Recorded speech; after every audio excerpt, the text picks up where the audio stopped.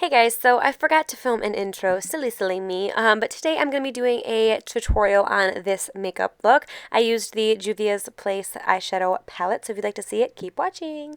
So starting off with a clean face, I'm taking my Clinique Super Balanced Silk Makeup foundation, and I'm putting it all over my face with a dampened beauty blender and a kabuki brush.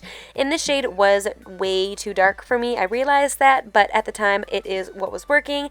And then taking my two Becca concealers, I'm just putting it right underneath my eyes. This is in the shade medium and light. I like to mix the two just to get my perfect shade for underneath my eyes and for in the middle of my forehead and down the bridge of my nose. So kind of concealing and then also kind of highlighting. And then I will be going over with the darker shade here just to make sure everything looks nice and blended after we take the dampened beauty blender to blend it all away.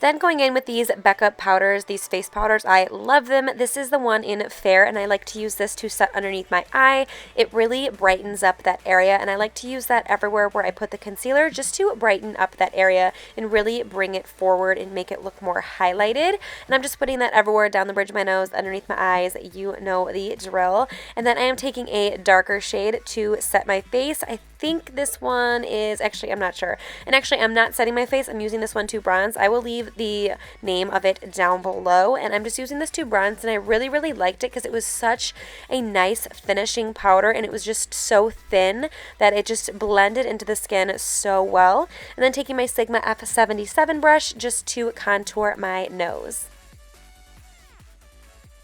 Then taking this Nubians by Juvias Place eyeshadow palette. It is so gorgeous. Taking this light brown shade on my Sigma E40 blending brush and just putting that into my crease and into my upper crease as a transition shade.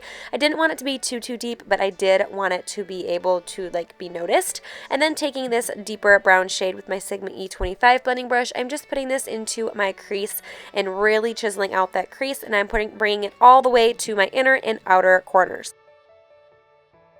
Then picking up this corner shade, it is so incredibly gorgeous. Look how pigmented that was with one swipe. I was so impressed. And I'm just putting this all over my lid, really chiseling out the inner and outer corner, making sure you can really see that definition between the two colors, and then taking that deeper brown shade and just kind of going over that line in that outer V, because I wanted it to be nice and precise in the inner corner, and then towards the outer corner I wanted it to be like a gradient going into that deeper brown shade.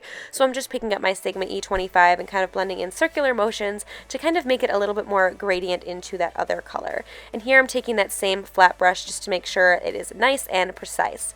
Then taking that deep brown shade and using it as my lower lash line color and just really blending it out to make it nice and smoky. And then taking the lighter brown shade just to make sure it is smoked out and nice and gradient from the inner to outer corners, just making sure it looks nice and blended.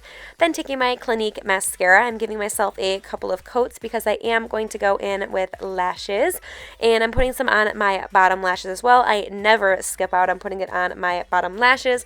Then taking these lashes from Milan lashes, I will leave the name down below. They are super gorgeous, and bam, voila, I wish it was that easy to put it on.